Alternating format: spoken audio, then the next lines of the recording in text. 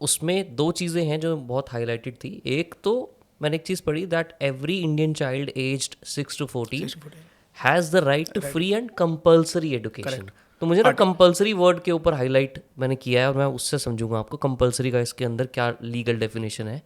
And the other is that it means government schools cannot charge fees. That's one. And the second, even private schools must reserve 25% seats for economical weaker sections. तो इसके बारे में मुझे detail में बताओ कि compulsory word का क्या मतलब है इसमें। देखिए एक्चुअली ये article 21A of the constitution है and if I remember correctly 44th amendment में आया था शायद 1978 में।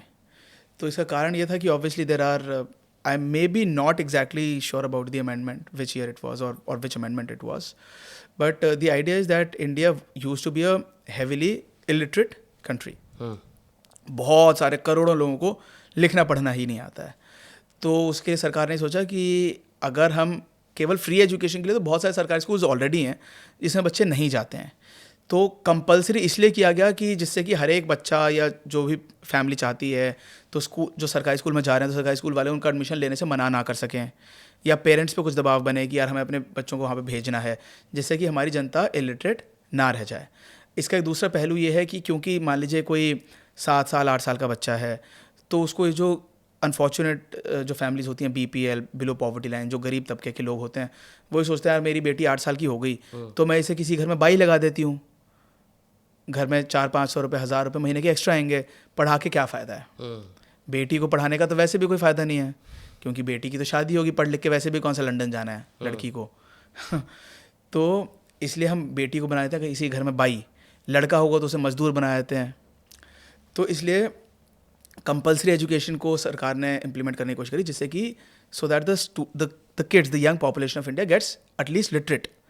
तो कंपलसरी के मतलब मैं वापस से जो मेरा इन्फ्रेंस था ना मैं वो बताता हूँ। मेरा इन्फ्रेंस ये था कि अगर बच्चा है 6 to 14 तो कंपलसरी मतलब है कि उसको जाना ही जाना है स्कूल।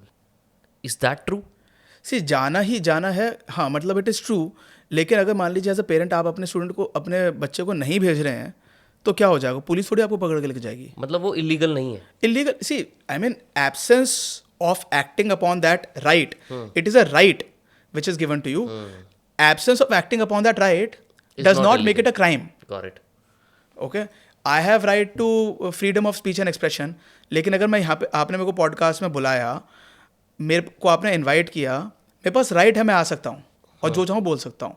लेकिन अगर मैं नहीं आता हूँ तो ठीक है, मैंने अपने राइट को एक्सरसाइज नहीं किया, मेरे को इसके लिए पुलिस थोड़ी पकड़ के लेके जाएगी।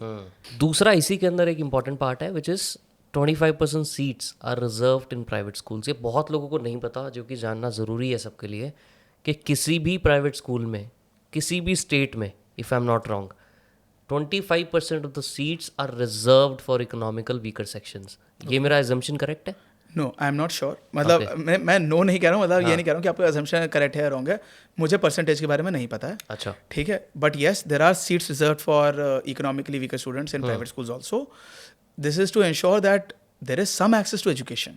क्योंकि इसमें ये भी, क्योंकि हम कॉन्शियस हैं इस बात के लिए कि गवर्नमेंट स्कूल्स में एजुकेशन बहुत अच्छी बच्चों को नहीं मिल पाती है। वहाँ पे कई ऐसे टीचर्स होते हैं जो कि आते नहीं हैं, या वहाँ पे पढ़ाई के स्टैंडर्ड्स लो होते हैं। तो kids should be having good and